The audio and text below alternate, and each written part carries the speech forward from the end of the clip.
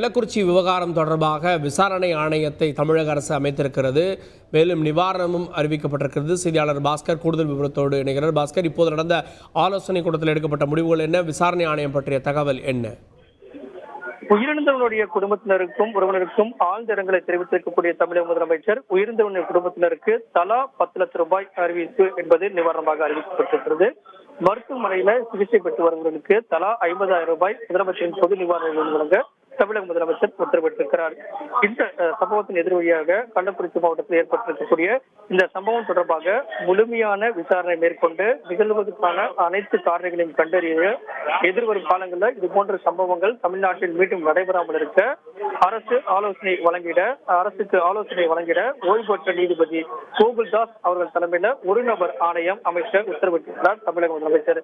இந்த ஆணையம் சம்பவம் குறித்து முழுமையான விசாரணை மேற்கொண்டு பரிந்துரைகளை 3 மாத காலத்துக்குள் வழங்கும்.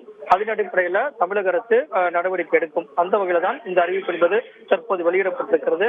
ஏற்கனவே இந்த சம்பவத்தில் தொடர்புடையவர்கள் கைது செய்யப்பட்டிருக்கிறார்கள். மூல காரணத்தையும் காவல்துறையை கண்டுபிடித்து அறிவுறுத்திருக்கிறது. சிபிசிஐடி வசம் ஒப்படைக்கப்பட்டிருக்கிறது.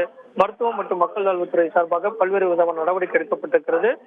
சம்பவத்தின் எதிரொலியாக சம்பவ இடத்துக்கு 3 அமைச்சர்கள் உதயநிதி ஸ்டாலின், மா சுப்பிரமணியம், ஏவா வேலு ஆகியோர் உடனடியாக சென்று நிவாரணங்களை வழங்குவதற்கான நடவடிக்கையும் மருத்துவமனையில சிகிச்சை பெற்றவர்களுக்கு தேவையான உயர் சிகிச்சைக்கான நடவடிக்கைகளை மேற்கொள்வார்கள்.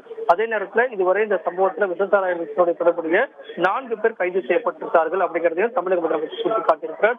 தீவிர விசாரணை மேற்கொண்டு விசச்சாராயம் தயாரிக்க மெத்தானை வழங்கியவர்களை கண்டறிந்து அவர்கள் மீது கடுமையான நடவடிக்கை எடுக்கப்படும்.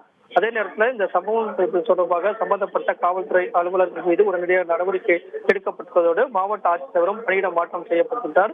வழக்கு விசாரணை சிபிசிஐடி வசம் ஒப்படைக்கப்பட்டிருக்கிறது. விசாரணை ஆணையம் என்பது ஓய்வு பெற்ற நீதிபதி கோகுல்தாஸ் தலைமையில் அமைக்கப்பட்டிருக்கிறது. 3 மாத காலத்துக்குள் பரிந்துரையை தமிழக அரசுக்கு வழங்குவார்கள் என்றும் தமிழக முதலமைச்சர் இந்த அறிக்கையின் மூலமாக தெளிவுபடுத்தியிருக்கிறார். நிவாரணமாக குடும்பத்தினருக்கு 10 லட்சம் ரூபாயும் அறிவிக்கப்பட்டுள்ளது. செய்திகளை உடனுக்குடன் தெரிந்து கொள்ள உடனே சப்ஸ்கிரைப் பண்ணுங்க.